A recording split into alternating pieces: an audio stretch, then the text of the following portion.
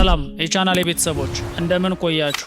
ዛሬ ቡናን በተመለከተ እጅግ ወሳኝ መረጃ ይዤላችሁ ቀርቤያለሁ። እስከ መጨረሻው አብራችሁኝ በመቆየት ራሳችሁን ከበሽታ እንድትከላከሉና ጤናችሁን እንድትጠብቁ እያሳሰብኩ ቀጥታ ወደ ፕሮግራሙ ገባለሁ።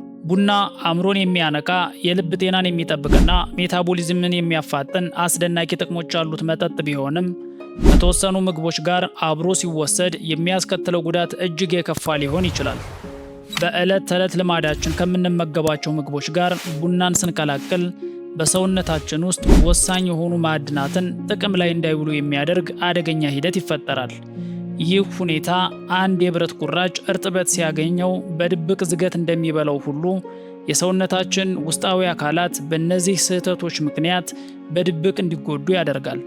በዚህም ምክንያት ሳናውቀው የቡናን ተፈጥሯዊ ጥቅም ወደ መርዝነት እየቀየርን ሊሆንም ይችላል። በዚህ የጤና ትምህርታችን ከቡና ጋር በፍጹም አብረው መወሰድ የሌለባቸውን 8 ምግቦች በሳይንሳዊ ማስረጃዎች ላይ ተመስርተን በደረጃ እናያለን። ብዙዎቻችን ሳናውቀው በየቀኑ የምንሰራቸው እነዚህ ስህተቶች በተለይ ቁጥር 1 ላይ ያለው የምግብ አይነት ሰውነታችንን ቀስ በቀስ ለከባድ የጤና አደጋዎች እያጋለጠው ይገኛል። እነዚህን ስህተቶች በመለየትና በማስተካከል ቡናን እንደ ተፈጥሯዊ የዕድሜ ማራዘሚያና የጤና ምንጭ መጠቀም ይቻላል።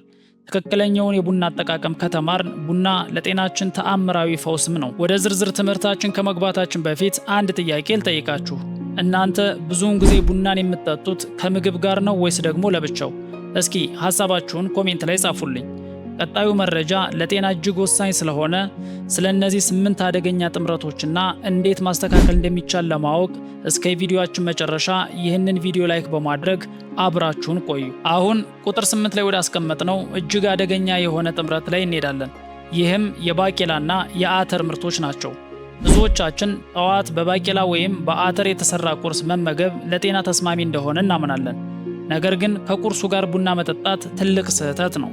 ባቄላና አተር ለሰውነታችን ጥንካሬ አስፈላጊ የሆነውን ብረት በከፍተኛ ሁኔታ የያዙ ምግቦች ናቸው። ይሁን እንጂ በቡና ውስጥ የሚገኙት ታኒነስና ፓሊፎኔል የተባሉ ንጥረ ነገሮች በሰውነታችን ውስጥ ማዕድናት በቀላሉ እንዳይመጠጥ ያደርጋሉ፣ ሰንሰለቱንም ይሰብሩታል። ውጤቱም የቱንም ያህል ገንቢ ምግብ ብንመገብ ሰውነታችን ምንም አይነት ጥቅም ሳያገኝበት ምግቡን በቆሻሻ መልክ እንዲያስወግደው ያስገድዳሉ። አሁን ቁጥር 7 ላይ ወደ አስቀመጥነውና እንድንበላ ከማይመከሩ ምግቦች ላይ ደርሰናል። ይህም በቫይታሚን ዲ የበለጸጉ ምግቦች ለምሳሌ እንቁላል መሰልን ነው። እንቁላልና ቡና የብዙዎቻችን ተመራጭ የጠዋት ቁርሶች ናቸው። ነገር ግን ሳይንሳዊ ጥናቶች እንደሚያሳዩት ይህ ጥምረት ለጤናችን አስጊ ነው። ካፊን በሰውነታችን ውስጥ የቫይታሚን ዲ ተቀባይ ሆኖ በመስራት የሴሎቻችንን የተፈጥሮ ስራ ያውካል። ቫይታሚን ዲ ደግሞ ካልሲየም ወደ አጥንታችን እንዲገባ የሚያደርገውን ዋናው መኪና ስለሆነ እንቁላል እየበሉ ቡና ሲጠጡ ሰውነታችን ቫይታሚን ዲን በአግባቡ መምጠጥ ያቅተዋል። ይህ ሂደት ለረጅም ጊዜ ሲቀጥል ለአጥንት መሳሳትና ለከፍተኛ የአካል ድካም ይዳርጋል። ቁጥር 6 ላይ ያስቀመጥነው ለውዝና የዱባ ፍሬ ነው። ዚንክ ለሰውነታችን በሽታ የመከላከል አቅም ግንባታና ለቁስል ፈውስ እጅግ ወሳኝ የሆነ ማዕድን ነው። ሆኖም በቡና ውስጥ የሚገኙ ኬሚካሎች በሆድ ውስጥ ካለው ዚንክ ጋር ጥብቅ ቁርኝት በመፍጠር ሰውነታችን እንዳይጠቀምበት ያግዱታል።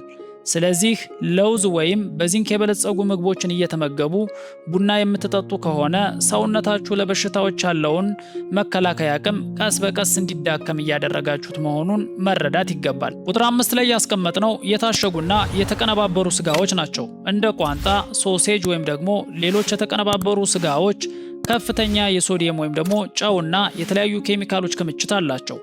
ቡና በበኩሉ የደም ግፊትን በድንገት ወደ ላይ የመተኮስ ባህሪ ስላለው እነዚህን ሁለት ነገሮች በአንድ ላይ ማዘውተር በደም ስሮች ላይ ከፍተኛ ጫና ይፈጥራል።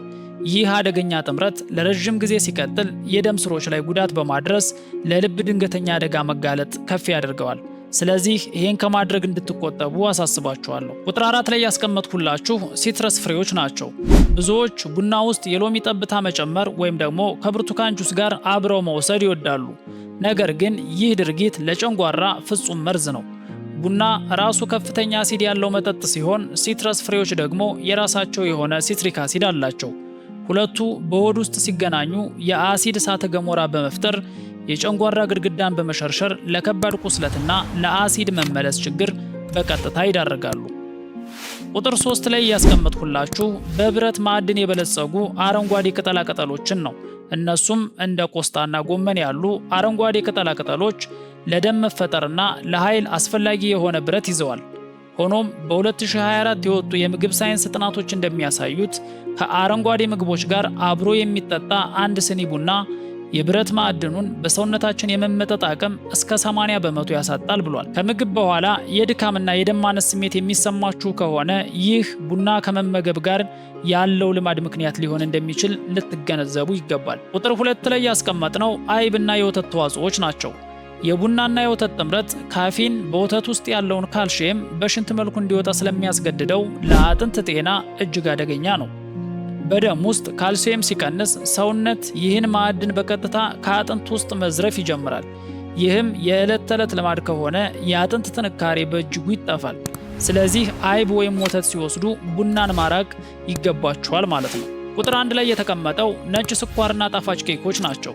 ይህ አብዛኛው ሰው በየቀኑ የሚሰራው ቁጥር 1 አደገኛ ስህተት ነው።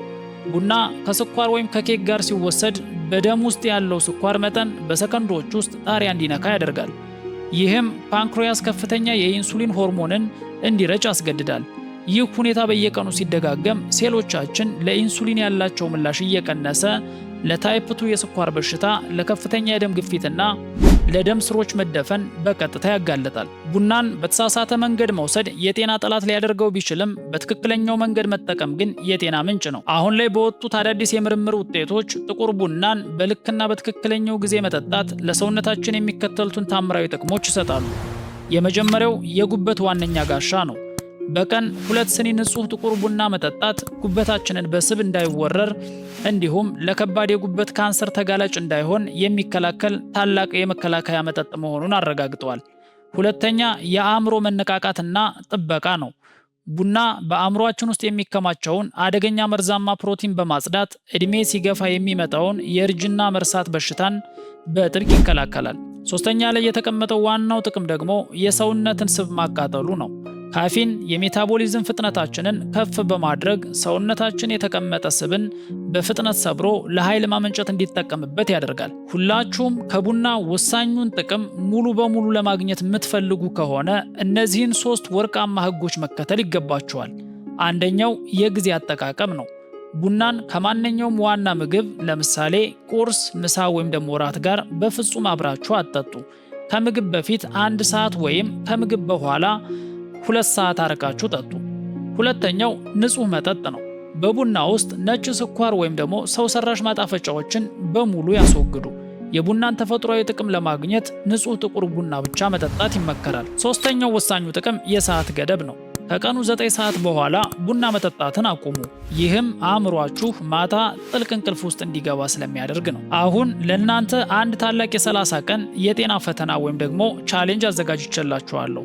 በሚቀጥሉት 30 ቀናት ቡናን ከምግብ ጋር ማቀላቀል አቁማችሁ ስኳር ሳትጨምሩ ንጹህ ጥቁር ቡና ብቻ ጠጡ። ከ30 ቀን በኋላ በሰውነታችሁ ላይ የሚመጣውን አስገራሚ የኃይል መጨመር፣ የጨንጓራ መስተካከል እንዲሁም ደግሞ የንቃት ደረጃ በራሳችሁ ተሞክሮ ትመሰክራላችሁ። ጤናችሁ በእርሶ ውሳኔ ላይ የተመሰረተ ነው። ይህ ጠቃሚ ትምህርት ለወዳጅ ዘመዳችሁ ሼር በማድረግ ለጤና የሚጨነቁ ከሆነ ቻናላችንን ሰብስክራይብ በማድረግ ቤተሰባችን ይሁኑ። በቀጣይ የጤና ትምህርት እስክንገናኝ ቸር ቆዩልኝ እያልሁ በዚሁ እሰናበታችኋለሁ።